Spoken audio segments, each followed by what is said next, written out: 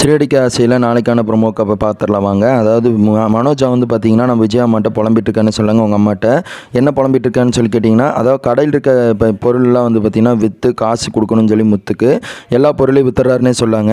அங்கே கடையில் வேலை செய்கிற ஊழியில் என்ன நினைக்கிறாங்கன்னா, பேசாமல் நம்மளும் இதெல்லாம் எட்டு போய் வித்துடலாமா, இவன் என்ன இப்படி இருக்காரு, இப்படி ஐத்திகாரமாக இருப்பார் போல் அப்படின்னு சொல்லி ஒரு விஷயத்த ஒன்று சொல்லிடுறாங்க. சொன்ன உடனே அப்படியே வந்து ப்ரொமோ கட்டாதுன்னே சொல்லாங்க.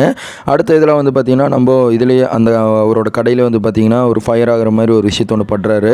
தீ விபத்து ஆயிடுது. அந்த மாதிரி ஆனவுடனே என்னோட கடையை வந்து எரிஞ்சிருச்சிங்கண்ணா, நான் மன்னிச்சிருங்கம்மா அப்படின்னு சொல்லி விஜய் அம்மாட்ட வந்து மனோஜ் அவங்க புலம்பிட்டு இருக்காங்க.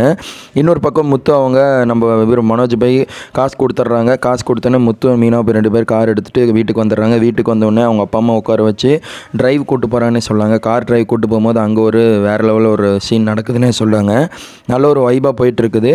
எப்படியாவது நம்ம விஜய் அம்மாவும் அவங்களோட அண்ணன் அவங்களோட அப்பாவும் அதாவது முத்தோட அப்பாவையும் சேர்த்து வைக்கிறதுக்கு நம்ம முத்து ரொம்பவே கஷ்டப்படுறாங்க. காரில் ஒரு ட்ரைவ் கூட்டு போனால் 2 பேர் சேர்ந்துடுறாங்க. இவங்களுக்கு பிரச்சனை முடிஞ்சாலும் இந்த ரோகிணி மேட்ரும் மனோஜ் மேட்ரும் தான் ஓடிட்டு இருக்குது. பார்க்கலாம் என்ன நடக்க போகுதுன்னு சொல்லி. நீங்கள் சிறடிக்க ஆசையை போகிறோமோ பாட்டிங்களா, எப்படி ரிவ்யூ போயிட்டுருக்கு அப்படின்னு சொல்லி கமெண்டில் போட்டு விடுங்க. தேங்க்யூ ஃபார் வாட்சிங் கைஸ். Bye viewers.